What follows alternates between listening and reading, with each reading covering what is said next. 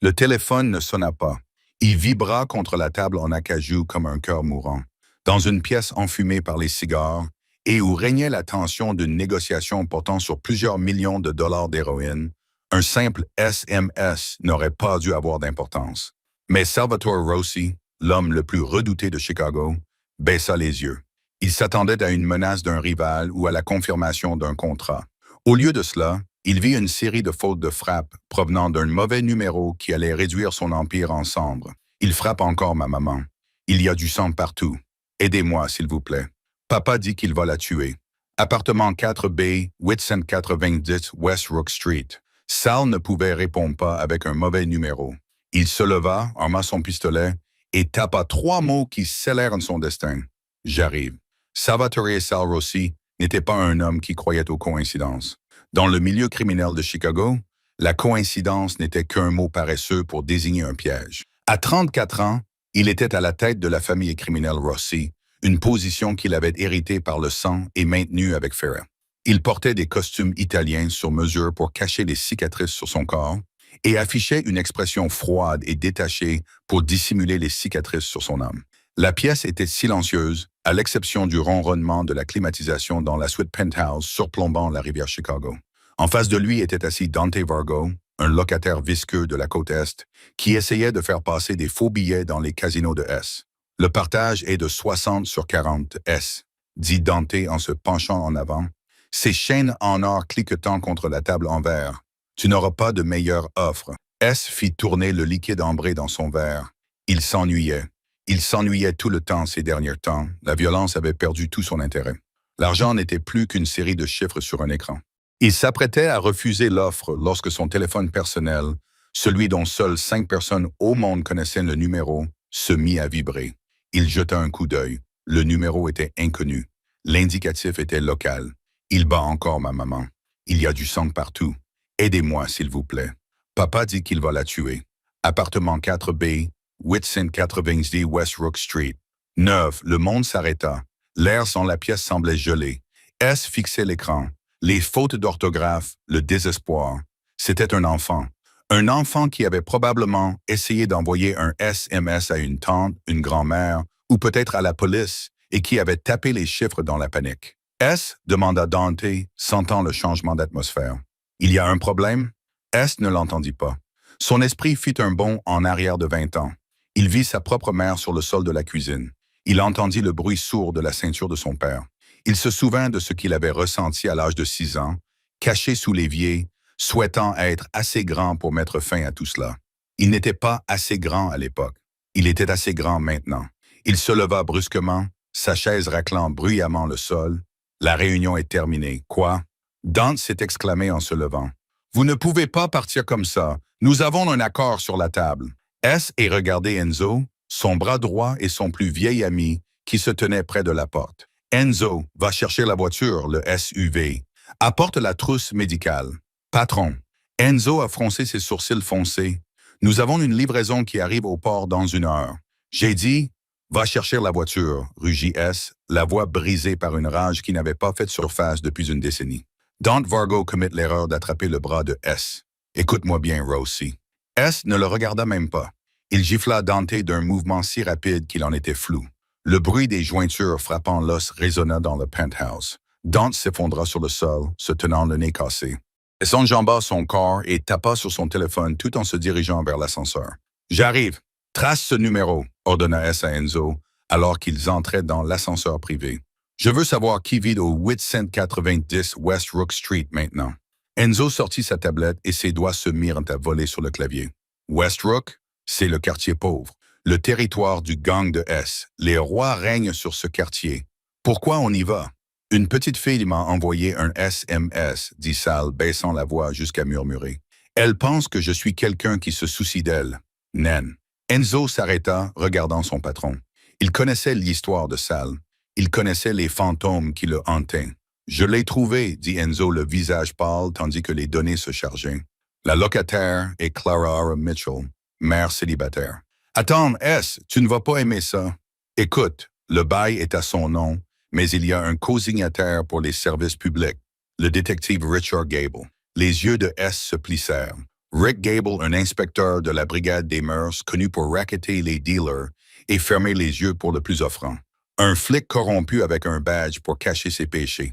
Un flic cracha Sal comme s'il s'agissait d'un poison. Encore mieux, Sal. Si on bute un flic, prévint Enzo, les portes de l'ascenseur s'ouvrant sur le garage. Ce n'est pas un flic ce soir, Enzo, dit-il en sortant un Six Hour P226 silencieux de la boîte à gants de l'escalade noire. Ce soir, c'est juste un homme qui frappe les femmes. La pluie avait commencé à tomber sur le côté ouest, transformant la crasse de Rook Street en une pâte noire et glissante. L'immeuble était une structure en briques délabrées qui sentait le moisi et l'urine rance. À l'intérieur de l'appartement 4B, Clara Mitchell essayait de mourir en silence. Elle était recroquevillée en position fétale sur le sol en linoléum de la cuisine, les bras enroulés autour de sa tête. Les coups de pied tombaient à un rythme régulier. Boum! Allaitement! Boum! Allaitement! Tu crois que tu peux partir? Hurla Rick Gable, le visage rouge de whisky et de rage. Il ne portait pas son uniforme, juste un maillot de corps taché et un jean. Tu m'appartiens, Clara. Qui va te croire? Hein? Les flics! Je suis les flics! Clara avait un goût de sang dans la bouche. Sa lèvre était fendue. Ses côtes lui faisaient mal comme si elles étaient brisées, mais elle ne criait pas. Si elle restait silencieuse, peut-être qu'il ne se souviendrait pas de Lily. Lily, sa fille de 6 ans, se cachait dans le placard de la chambre. Clara l'avait poussée là dès que Rick avait commencé à boire, en mettant son vieux téléphone portable dans les petites mains de l'enfant. « Envoie un SMS à Oncle Ben », lui avait-elle chuchoté. « Dis-lui de venir. » Clara ne savait pas qu'Oncle Ben avait changé de numéro 6 mois auparavant. « Regarde-moi quand je te parle. » Rick attrapa Clara par les cheveux et la souleva. Il leva le poing, les jointures marquées par des années de brutalité. Clara ferma les yeux, attendant l'obscurité. Boum! La porte d'entrée ne s'ouvrit pas simplement. Elle explosa vers l'intérieur. Le bois se fendit avec une violence qui fit trembler les murs. Rick se retourna brusquement, lâchant Clara. Qu'est-ce que c'est que ça? Debout dans l'embrasure de la porte, se tenait une silhouette sculptée dans l'obscurité. Salvatore aussi mesurait 1,90 m, son manteau en laine coûteux absorbant la faible lumière du couloir. Derrière lui se tenait Enzo, ressemblant à un sinistre faucheur. Sal ne dit rien. Il entra dans l'appartement, ses chaussures en cuir italien craquant sur le cadre de porte brisé. « Qui êtes-vous? » rugit Rick, pris par son instinct. Il porta la main à la ceinture de son jean, où était glissée son arme de service. « Je suis policier. Je vais vous descendre ici même. » S se déplaça avec une grâce terrifiante. Il comble la distance avant même que Rick ait pu saisir la crosse de son arme. S n'utilisa pas son arme. Il n'en avait pas besoin. Il attrapa le poignet de Rick en plein vol. Il y eut un craquement écœurant lorsque S lui tordit le bras vers l'arrière. Rick hurla, un son aigu qui fut coupé net lorsque S lui enfonça un genou dans le ventre. Rick s'effondra, tombant à genoux, haletant. « Police! » haleta Rick, levant les yeux, terrifié. « Vous ne pouvez pas! » S s'accroupit, son visage à quelques centimètres de celui de Rick. Les yeux de S étaient vides, dépourvus de toute pitié. « Vous aimez frapper les gens qui ne peuvent pas riposter, Richard. C'est votre truc? Vous savez qui je suis? » cracha Rick, du sang coulant de sa bouche. « Je sais exactement qui vous êtes, » murmura S. « Tu es un homme mort. » S se releva et asséna un seul coup de pied calculé à la tempe de Rick. Le flic corrompu s'effondra, inconscient, tremblant légèrement sur le sol. S se tourna immédiatement vers la femme. Il s'agenouilla à côté de Clara, son attitude passant instantanément de bourreau à sauveur. Il passa ses mains au-dessus d'elle, craignant de toucher ses blessures. « Maman, » dit-il doucement. « Clara. » Clara tressaillit, son seul œil ouvert écarquillé de terreur. Elle vit un homme en costume, armé, qui venait de démanteler un monstre. « S'il vous plaît, » gémit-elle, « ne lui faites pas de mal, ce n'est qu'un bébé. »« Je ne vais faire de mal à personne, » dit S. « Où est-elle? Où est-ce la petite fille? »« Dans le placard, » souffla Clara, avant que la douleur ne la submerge et qu'elle ne sombre dans l'inconscience. « Enzo, emmène-la à la voiture immédiatement. Appelle le docteur Evans et dis-lui de nous rejoindre au refuge, » ordonna Enzo, d'ordinaire stoïque, semblait bouleversé par l'état de la femme. Il prit Clara délicatement dans ses bras. « Tout de suite, patron. » S se dirigea vers la chambre. La porte était en bois. C'était une chambre d'enfant, mais elle était vide. Pas de jouets, juste un matelas posé à même le sol. « L'ail » appela S d'une voix douce. Silence! Il s'agenouilla près de la porte du placard. Il pouvait entendre de petits halètements frénétiques de l'autre côté. Lily, je m'appelle S. Tu m'as envoyé un SMS. Tu m'as dit de venir. La porte s'entr'ouvrit en grinçant. Un œil bleu unique apparut, grand ouvert et humide de larmes. Elle tenait le téléphone comme un bouclier. Tu n'es pas oncle Ben. Une petite voix tremblait. Non, ennemi S. Je ne le suis pas. Mais oncle Ben n'a pas pu venir. Alors il m'a envoyé pour vous sortir, toi et ta maman, d'ici. Lily poussa la porte. Elle portait un pyjama dépareillé et une seule chaussette. Elle a regardé S, puis a regardé vers le salon. Le méchant homme d'or, S a regardé le corps inconscient du détective Rick Gable. Oui, il va dormir pendant longtemps. Lily est sortie, la lèvre inférieure tremblante. Tu l'as réparé? S a tendu la main. Elle était grande, couverte de cicatrices et tachée d'une goutte du sang de Dante Vargo qui l'essuya rapidement sur son pantalon. J'y travaille, mais nous devons partir maintenant. Maman attend dans la voiture. Lily hésita, puis tendit la main et prit la sienne. Ses doigts étaient incroyablement petits dans les siens. Alors qu'il passait devant le corps de Rick, Lily ferma les yeux. S la souleva, protégeant son visage contre son épaule. Il la porta dehors sous la pluie, laissant derrière eux les ruines de son passé, et entra dans une guerre qu'il n'avait pas prévu de commencer. La maison sécurisée n'était pas une maison. C'était une forteresse déguisée en propriété moderne du milieu du siècle dans les bois au nord de Chicago.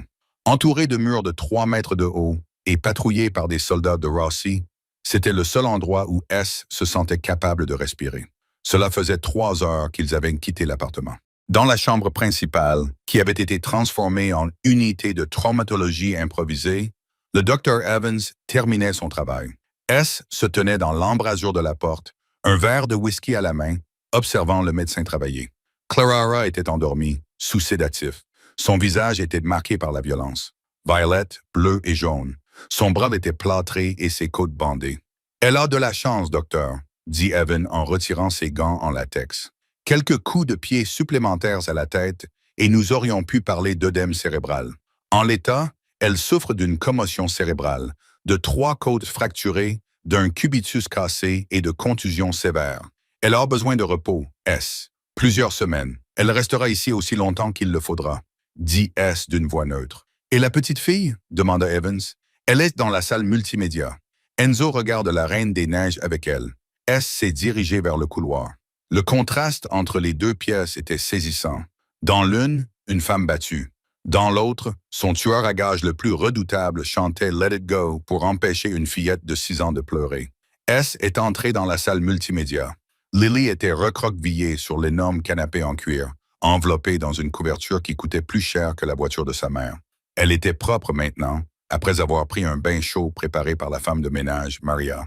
Elle mangeait d'un bol de macaroni au fromage, comme si elle n'avait pas vu de nourriture depuis des jours. Enzo leva les yeux, le soulagement se lisant sur son visage lorsque S entra. « Patron, elle demande où est sa maman. » Assise sur la table basse devant Lily. « Eh, il est là! » Et Lily le regarda. Elle était terriblement observatrice pour une enfant. « Ma maman est morte? »« Non, » répondit S fermement. « Elle dort. Le médecin lui a donné des médicaments pour soulager sa douleur. Quand elle se réveillera, elle aura mal, mais elle ira bien. » Lily acquiesça lentement. Elle posa sa cuillère. « Tu es un méchant? » Le silence se fit dans la pièce. Enzo se raidit. S regarda la petite fille. Il aurait pu mentir. Il aurait pu lui dire qu'il était un homme d'affaires, un sauveur, un héros. Mais Sal Rossi ne mentait pas aux enfants. Certaines personnes le pensent. Il dit « Je fais parfois de mauvaises choses, mais je ne serai jamais un méchant pour toi ou ta mère. Tu comprends? » Lily réfléchit à cela. Rick est policier. Il dit qu'il est gentil, mais il nous fait du mal. Être policier ne fait pas de toi quelqu'un de gentil, Lily. Et être moi ne fait pas de moi quelqu'un de méchant. C'est ce que tu fais qui compte. Lily sembla accepter cela. Elle se pencha en avant et murmura « Merci d'être venu. J'avais peur d'avoir composé le mauvais numéro. »« Tu as composé le mauvais numéro, Lily, » dit S, un léger sourire effleurant ses lèvres. Mais c'était de la bonne personne. À ce moment-là, le téléphone d'Enzo vibra. Il regarda l'écran et son visage pâlit. Il se leva et fit signe à S de le suivre dans le couloir. « Regarde le film, Lily. Je reviens tout de suite, S. » Dans le couloir, Enzo semblait sur le point de vomir. « Qu'y a-t-il? » demanda S. « La police va-t-elle faire une descente dans l'appartement? »« C'est pire que ça, S. »« Bien pire, siffla Enzo. » J'ai demandé au gars de fouiller l'appartement de Rick Gable pendant notre absence. Nous avons trouvé son registre. C'est un flic corrompu, Enzo. Nous savions qu'il avait un registre. Non, S. Il n'est pas seulement corrompu. C'est le collecteur. S se figea. Pour qui? Des O'Connors, répondit Enzo, citant le nom de la mafia irlandaise qui contrôlait le nord de la ville. La famille Rossi et les O'Connors étaient engagés dans un fragile cessez-le-feu depuis 5 ans. Une guerre entre eux transformerait Chicago en cimetière. Et il y a pire, Enzo continua. Rick n'est pas seulement leur collecteur de fonds, c'est le fils bâtard de Liam O'Connor, celui qu'il ne mentionne pas dans ses comptes, mais qu'il protège comme un loup. Se ferma les yeux et expira un long nuage de fumée qu'il n'avait pas fumé. Il venait d'envoyer le fils de son plus grand rival à l'hôpital. Il avait kidnappé la femme que le flic considérait comme sa propriété. Liam O'Connor brûlera la ville pour récupérer la propriété de son fils, dit Enzo avec insistance. Nous devons les laisser partir. Donnons de l'argent à la femme. Mettons-les dans un bus qui les emmènera nulle part, s'ils les trouvent ici. Se regarda en arrière à travers la porte ouverte de la salle multimédia. Lily s'était endormie, le pouce dans la bouche, en sécurité pour la première fois de sa vie. Il pensa au SMS. « Aidez-moi, s'il vous plaît. » Il repensa à sa propre mère mourant sur le sol de la cuisine tandis que les voisins montaient le volume de leur radio pour couvrir ses cris. « Non, dit Sal. Sal, écoute la raison. Je dis non. » La voix de S était basse mais tonitruante d'autorité. « Il reste. Renforcer le périmètre. Appeler les gars du Sud. Placer des tireurs sur le toit. Tu déclenches une guerre pour une inconnue, murmura Enzo terrifié. Elle n'est plus une inconnue, dit S en se retournant pour regarder l'enfant endormi. Elle fait partie de la famille. L'interphone de la porte d'entrée sonna. Patron, grésilla la voix du chef de la sécurité dans la radio. Nous avons 3 Suburban noirs qui s'arrêtent devant la porte. Ce sont les Irlandais. Ils disent vouloir parler. S ajusta ses boutons de manchette. Ils ne veulent pas parler. Ils veulent voir si je vais céder. Il vérifia son arme. Enzo, reste avec la fille. Si quelqu'un d'autre que moi franchit cette porte, tue-le. S se dirigea vers l'entrée principale. Il sortit dans la nuit pour affronter la guerre qu'il avait invitée à sa porte. La pluie s'était transformée en déluge, martelant les parapluies noirs des hommes qui se tenaient devant les grilles en fer forgé du domaine Rossi. S descendit seul l'allée. Il ne portait pas de manteau. La pluie trempait sa chemise, collant instantanément le tissu à son corps musclé. Il voulait qu'il voie qu'il ne se cachait pas. Il voulait qu'il voie qu'il n'avait pas peur. 3 SUV tournaient au ralenti, leurs phares perçant la tempête. Devant le véhicule de tête ne se tenait pas Liam O'Connor, mais son bras droit. Connor le boucher O'Shea, un homme connu pour couper les doigts avec des coupes-cigares. Salvatore. Connor hocha la tête, sa voix à peine audible malgré le tonnerre. « Tu as l'air trempé. Tu sembles loin de chez toi, Connor, » répondit S, s'arrêtant à 1,5 mètres du portail. Il ne l'ouvrit pas. « D'habitude, vous, les gars du Sud, vous avez le nez qui saigne quand vous venez aussi loin au nord. » Connor sourit, mais son regard était froid. « Nous sommes juste venus chercher quelque chose, S. Vous avez quelque chose qui appartient à un de nos amis, un détective, Gable. J'ai une femme et un enfant, dit-il d'une voix calme, mais qui avait un poids mortel.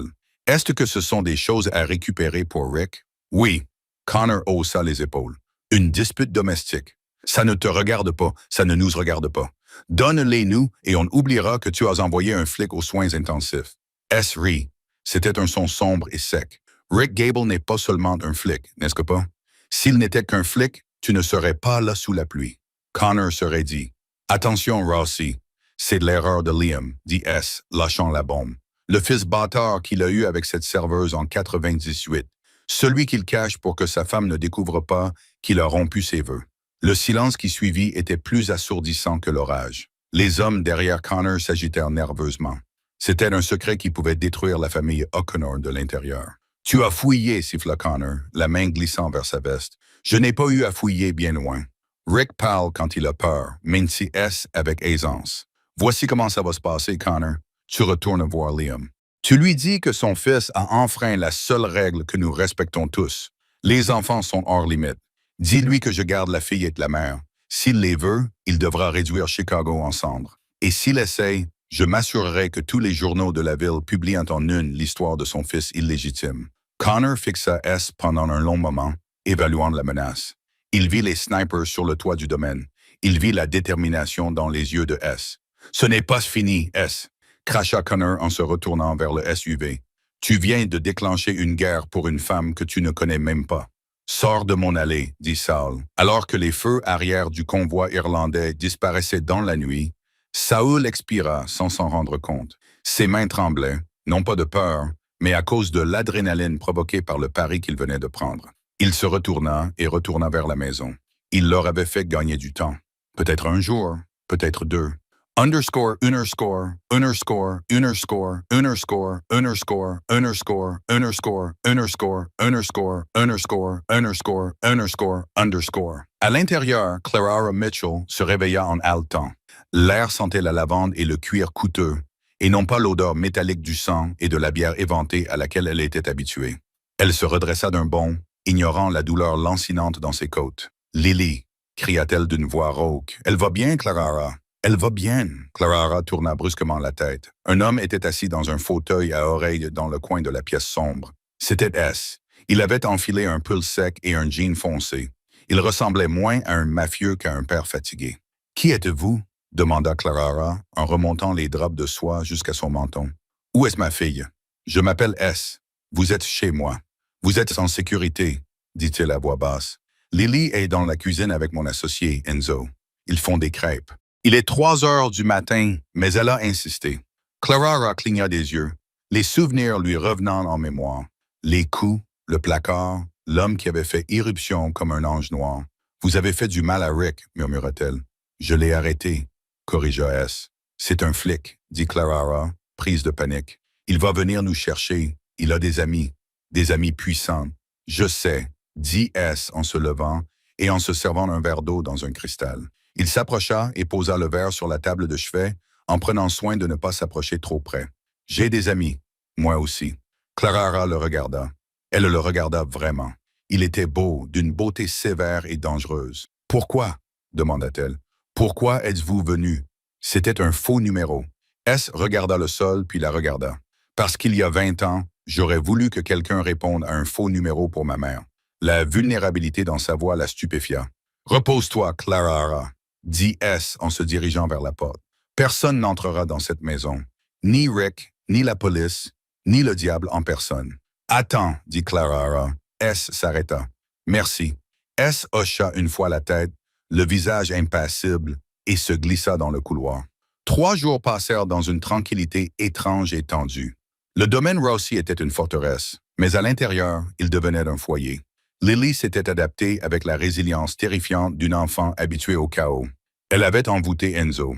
Le tueur à gages géant, qui avait autrefois étranglé un rival avec une corde à piano, était désormais régulièrement vu portant une tiare en plastique tout en regardant des dessins animés. Clara guérissait. Le gonflement de son visage avait disparu, révélant des pommettes saillantes et des yeux doux et intelligents. Elle passait ses journées à la bibliothèque ou dans le jardin, toujours suivie de loin par un soldat Rossi. S les observait depuis la fenêtre de son bureau. Il se disait qu'il ne faisait que protéger un atout. Il se disait qu'il ne faisait que s'en prendre aux Irlandais, mais il se mentait à lui-même. Le 4e soir, S trouva Clara dans la cuisine. Elle essayait d'attraper une tasse sur une étagère en hauteur, grimaçant lorsque ses côtes contusionnées protestaient. « Laissez-moi faire », dit S en s'approchant derrière elle.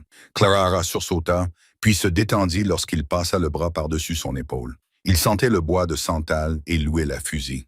Cette proximité lui procura une sensation qu'il n'avait pas ressentie depuis des années. Il lui tendit la tasse. « Vous ne devriez pas vous étirer, » murmura-t-il. « Je déteste me sentir inutile, » dit Clara en saisissant la tasse. « J'ai nettoyé la chambre d'amis. Je sais cuisiner. Je dois faire quelque chose pour te remercier. »« Tu ne me dois rien. Je te dois nos vies, S. » Clara se tourna vers lui. Seul l'îlot de cuisine les séparait. « Mais j'ai besoin de savoir ce qui va se passer ensuite. Nous ne pouvons pas rester ici éternellement. Rick va se réveiller.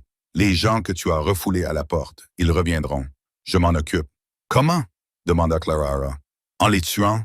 En déclenchant d'une guerre? Si je le dois. »« Je ne veux pas avoir ça sur la conscience, » dit Clara, la voix tremblante. « Je ne veux pas que Lily grandisse en sachant que des gens sont morts pour elle. » S contourna l'îlot, réduisant la distance qui les séparait. Il lui prit les mains. Elles étaient rugueuses à force d'avoir frotté les sols et travaillé 2 fois plus pendant des années. Clara, regarde-moi. Le monde dans lequel tu vivais avec Rick, c'était une cage. Ici, dit-il en désignant la maison, c'est une forteresse. Mais là-bas, entre les cages et les forteresses, il y a des loups. Je suis le plus grand des loups. Tant que tu seras avec moi, les autres loups ne te toucheront pas. Et si je ne veux pas être avec un loup? Demanda-t-elle doucement. S la fixa, ses yeux sombres scrutant les siens. Alors, dès que tu seras guéri, je te donnerai une nouvelle identité, une pile d'argent et un billet d'avion pour la destination de ton choix. Tu n'auras plus jamais à me revoir. Clara ressentit une vive douleur dans la poitrine à l'idée de partir. En 4 jours, cet homme dangereux lui avait montré plus de respect que Rick en 4 ans. « Je n'ai pas dit que je voulais partir, murmura-t-elle. L'air entre eux crépitait. S se pencha d'1 centimètre. Il voulait l'embrasser. Il voulait effacer de son esprit tout souvenir de Rick Gable. Crash! Le bruit du verre brisé retentit à l'avant de la maison. Au moment où l'alarme se mit à hurler, un cri aigu signala une intrusion. L'attitude de S changea instantanément. L'homme dans la cuisine disparut. L'aube apparut. D'un mouvement fluide, il sortit son arme de l'étui accroché dans le creux de son dos. « À terre !» cria-t-il en poussant Clara derrière le lourd îlot en marbre. « Lily !» hurla Clara en essayant de courir vers le salon. Enzo là. « Restez à terre !» ordonna Sal. Des coupes de feu retentirent. Pas le bruit des armes de poing, mais le crépitement lourd et rapide des armes automatiques. Ils entraient par les fenêtres de devant. Enzo rugit S dans sa radio en se dirigeant vers le couloir en restant baissé. Rupture de statut dans le secteur nord. La voix d'Enzo crépitait, essoufflée. Ils ont enfoncé le portail avec un camion. J'ai la fille dans la pièce sécurisée. On est coincé. S jura. Les Irlandais avaient intensifié leurs efforts. Ils ne se contentaient pas d'envoyer un message. Ils avaient envoyé un commando. S jeta un œil au coin du couloir. 3 hommes en tenue tactique et cagoulés traversaient son hall d'entrée en balayant les lieux avec leurs fusils. Ce n'étaient pas des voyous de rue. C'étaient des pros, des mercenaires payés par les Huckner. S n'hésita pas. Il leva son Sig Sauer et tira 3 fois. 2 hommes tombèrent. Le 3e se précipita pour se mettre à couvert derrière un pilier, tirant des rafales de balles dans le couloir. Des éclats de plâtre et de bois explosèrent autour de la tête de S. Il se baissa, le cœur battant à tout rompre. Il regarda vers la cuisine. Clara était recroquevillée sur le sol, les mains sur les oreilles. « Clara !» cria S par-dessus les couves de feu. « Rampe jusqu'au garde-manger, verrouille la porte et ne l'ouvre pas à moins d'entendre ma voix. »« Sal, fais attention !» cria-t-elle. S serra les dents. Il avait été négligent. Il avait baissé sa garde. Et maintenant, ils étaient dans sa maison. Il bougea. Il ne battit pas en retraite. Il attaqua. Il contourna la salle à manger et arriva derrière le mercenaire, coincé contre le pilier. L'homme se retourna, mais S fut plus rapide. Bang!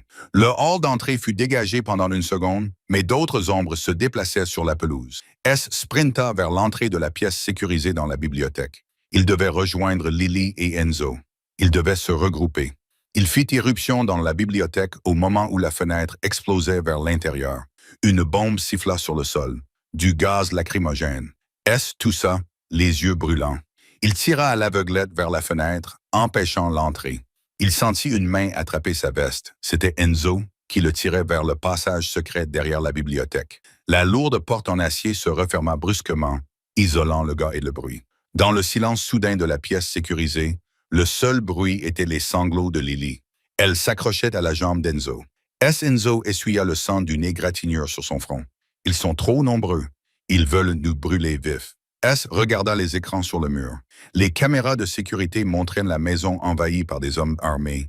Ils versaient de l'essence dans le hall d'entrée. « Ils ne sont plus là pour Rick, » dit S d'une voix glaciale. « Ils sont là pour mettre fin à la lignée Rossi. » Il regarda Lily, puis l'écran qui montrait la porte de la cuisine où Clara se cachait. Les mercenaires se dirigeaient vers la cuisine.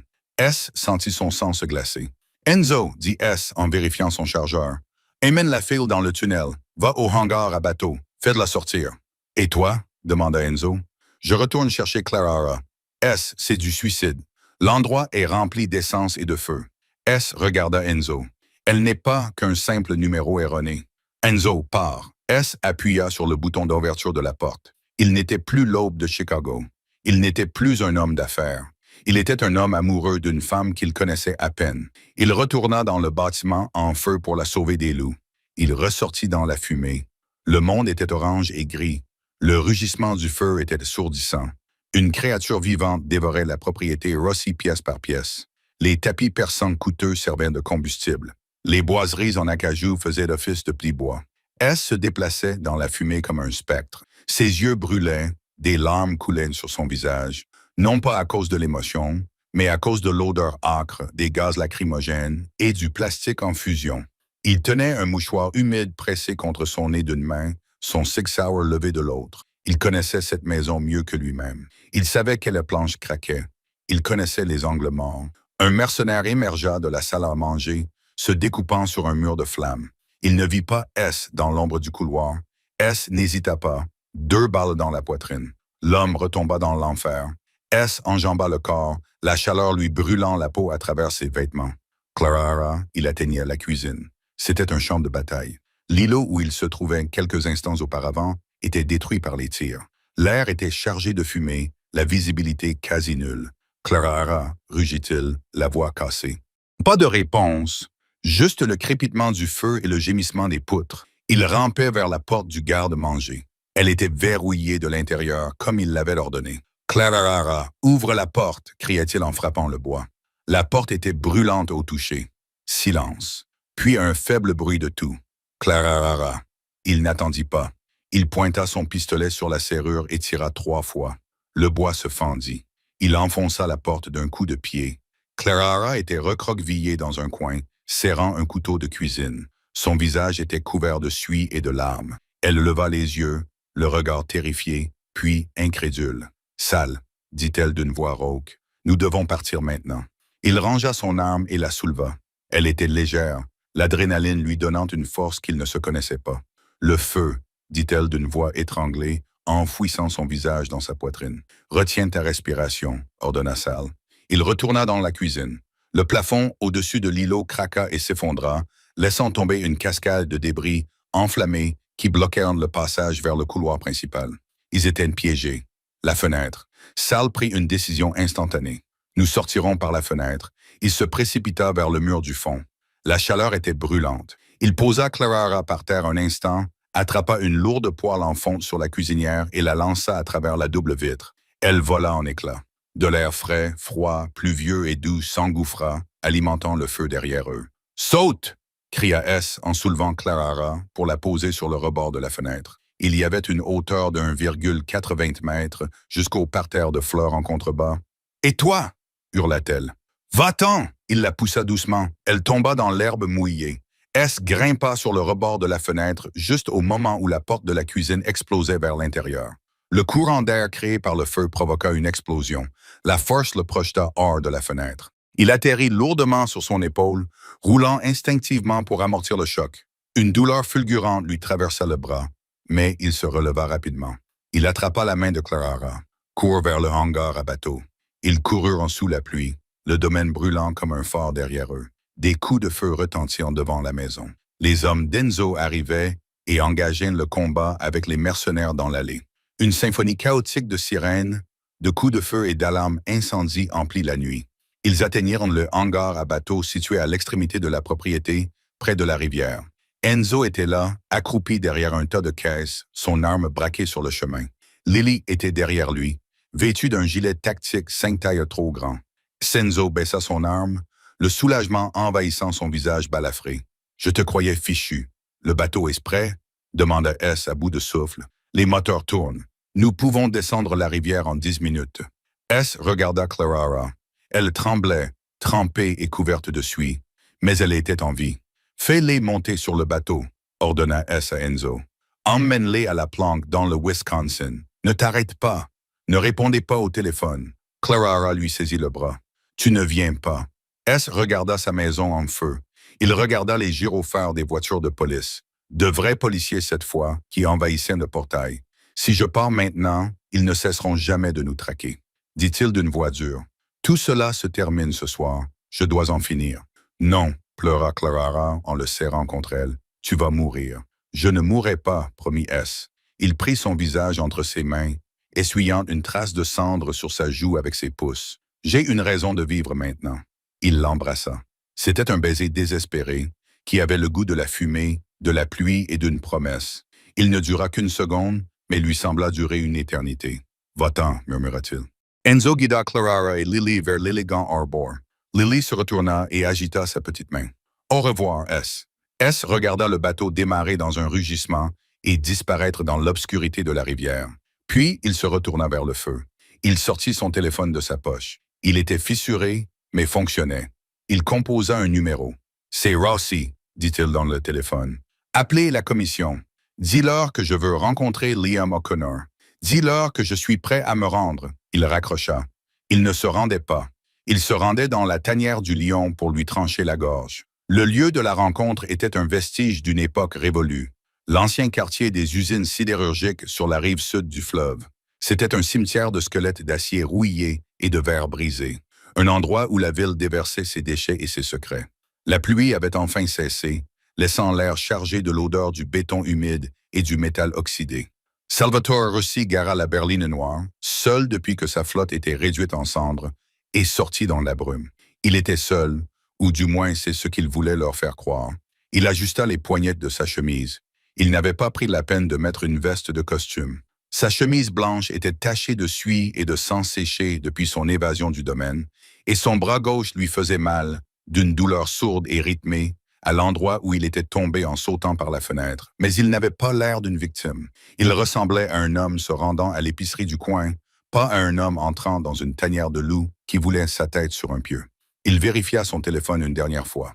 Un seul message d'Enzo. « Call is sécurisé. Le Wisconsin est charmant à cette période de l'année. » Il sourit. C'était un sourire froid et prédateur qui n'atteignait pas ses yeux. Clara et Lily étaient en sécurité. La seule chose qui le reliait à l'humanité avait disparu. Il ne restait plus que le monstre de Chicago, la légende que tous les escrocs et voleurs du Loop au South Side murmuraient avec crainte. Il se dirigea vers la fonderie principale, une immense cathédrale industrielle en briques. Les lourdes portes en acier étaient un obstacle. Il les poussa et entra dans la pénombre. L'intérieur était caverneux, éclairé par des lampes industrielles suspendues qui projetaient de longues ombres vacillantes. Au centre du sol en béton se trouvait une table pliante solitaire. Liam O'Connor était assis là, ressemblant en tout point à un roi vieillissant. Ses cheveux argentés étaient parfaitement coiffés, son costume impeccable. À ses côtés se trouvaient 6 hommes, des gros bras, armés de fusils automatiques. Et debout légèrement derrière lui, vibrant d'énergie nerveuse et d'analgésique, se trouvait le détective Rick Gable. Rick avait l'air terrible. Son bras était en écharpe, son visage était enflé, et ses yeux scrutaient les ombres de l'entrepôt comme un rat pris au piège. Mais lorsqu'il vit S entrer seul, sans armes, un rictus se dessina sur sa lèvre fendue. « Tu as du culot, Rossi » lança Liam, sa voix résonnant sur le toit en tôle ondulée. « Je m'attendais à une armée. Au lieu de ça, tu m'apportes du linge sale. » S s'arrêta à 10 pas de la table. Il ne parla pas immédiatement. Il prit un moment pour étudier les poutres structurelles au-dessus d'eux, les sorties, les lignes de vue. « Je ne suis pas venu pour faire la guerre, Liam, » dit S d'une voix calme, qui portait sans effort dans le silence. « Je suis venu pour en mettre fin à une. La guerre a pris fin quand mes hommes ont incendié ton palais, » cracha Liam. « Tu es sans abri, tu es exposé, et tu es ici pour mendier des conditions. » Rick s'avança, incapable de se retenir. « Où est-elle? Où est Clara? » Il tourna lentement son regard vers Rick. C'était comme un poids physique qui pesait sur le détective. « Elle est partie, Rick. Elle est un fantôme maintenant. Tu ne la verras plus jamais. Tu ne sentiras plus jamais son odeur. Tu ne lui feras plus jamais de mal. »« C'est ma femme, » hurla Rick, le visage rouge vif. « Elle m'appartient. »« Elle n'est pas ta femme, » corrigea S doucement. « Elle était ta victime. Et quand tu as possédé des gens, c'est un état d'esprit dangereux pour un homme qui est sur le point de tout perdre. » Liam frappa du poing sur la table. « Assez de philosophie. Tu es ici pour te rendre, Rossi. Signe le transfert de territoire. Remets-nous les routes maritimes. Donne-nous la fille et sa mère. Peut-être que je te laisserai sortir d'ici. Peut-être que je te laisserai simplement partir au lieu de te tuer. » S mit la main dans sa poche. 6 fusils se levèrent instantanément. Le cliquetis métallique des verrous glissant dans leur logement emplit l'air.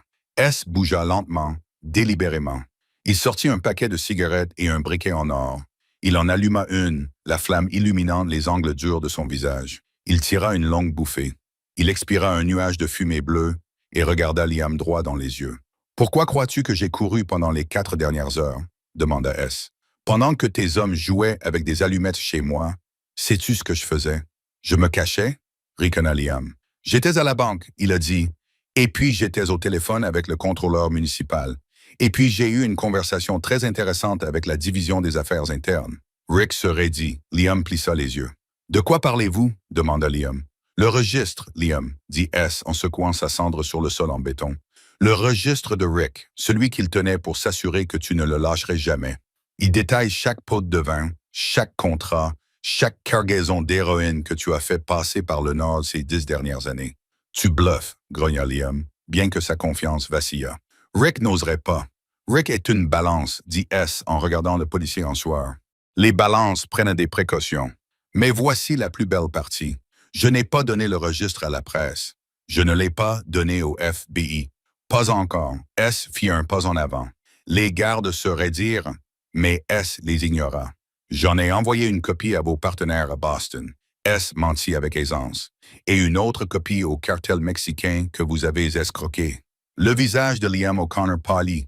Dans la mafia, voler ses ennemis, c'est du business. Voler ses partenaires, c'est une condamnation à mort. « Tu mens, » murmura Liam. « Vérifie ton téléphone, » le défia S. Liam sortit son téléphone de sa veste.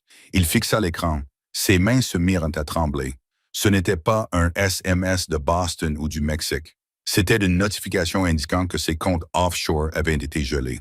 S avait utilisé ses relations pour déclencher un audit fédéral quelques minutes auparavant. « Espèce de fils de... » haleta Liam. « Je vais te démanteler, Liam, » dit Sal d'une voix grave et terrifiante. « Pièce par pièce, brique par brique. Demain matin, tu ne seras plus un boss, tu seras un boulet. Tes propres hommes te mettront d'une balle dans la tête juste pour se sauver de la pression que je vais faire peser sur toi. » Liam regarda ses gardes.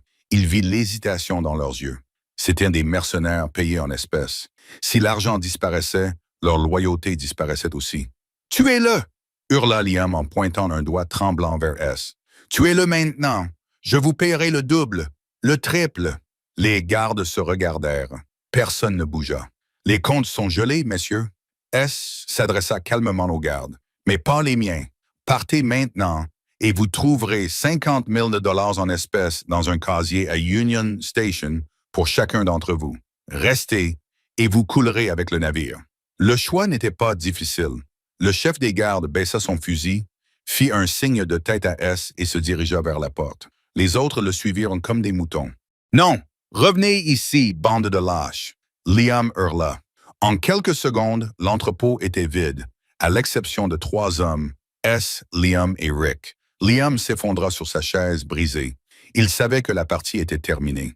Mais Rick était trop stupide, trop ivre et trop en colère pour comprendre que la donne avait changé. Rick sortit un revolver à canon court de sa ceinture avec sa main valide. « Je me fiche de l'argent. Je veux retrouver ma vie. Tu m'as tout pris. » S regarda l'arme. Il ne broncha pas. Il jeta sa cigarette par terre et l'écrasa avec son talon. « Tu veux me tirer dessus, Rick? » S ouvrit grand les bras. « Vas-y, mais sache ceci. Si tu appuies sur la gâchette, tu mourras ici. Si tu la lâches, eh bien, tu mourras probablement de toute façon. Mais au moins, tu mourras comme un homme, pas comme un lâche. » La main de Rick tremblait. La rage luttait contre la peur. Il regarda S, cette silhouette imposante et sombre, et ses nerfs lâchèrent. Il ne pouvait pas le faire. Il lâcha le pistolet.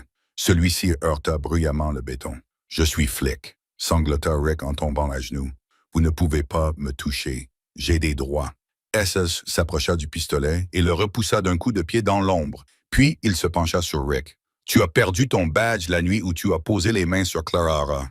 S'il te plaît, » supplia Rick en levant les yeux, le visage baigné de larmes et de morve. « J'étais ivre. Je ne voulais pas faire ça.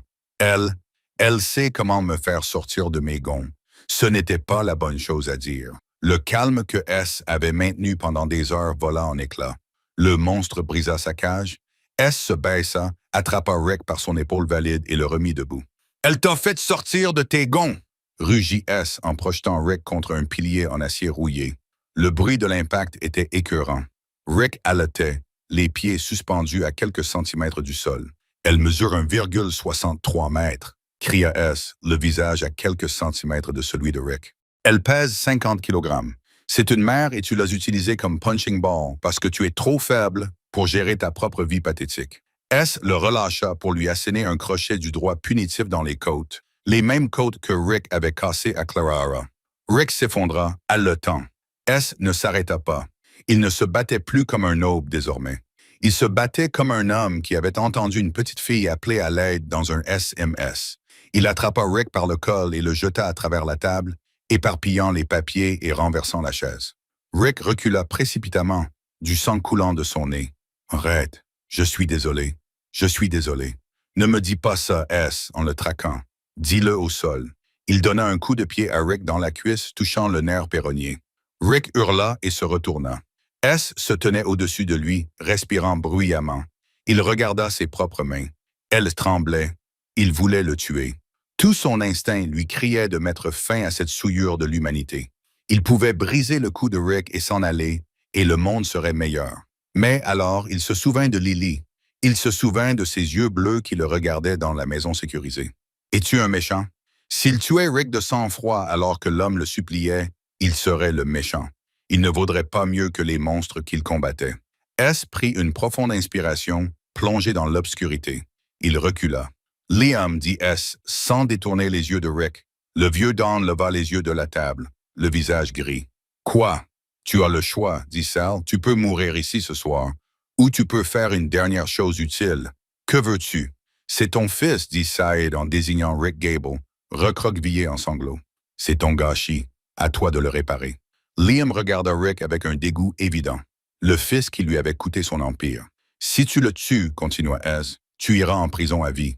Mais si tu le dénonces, si tu remets le flic corrompu au FBI avec des aveux complets sur ses activités, ils te feront peut-être une réduction de peine.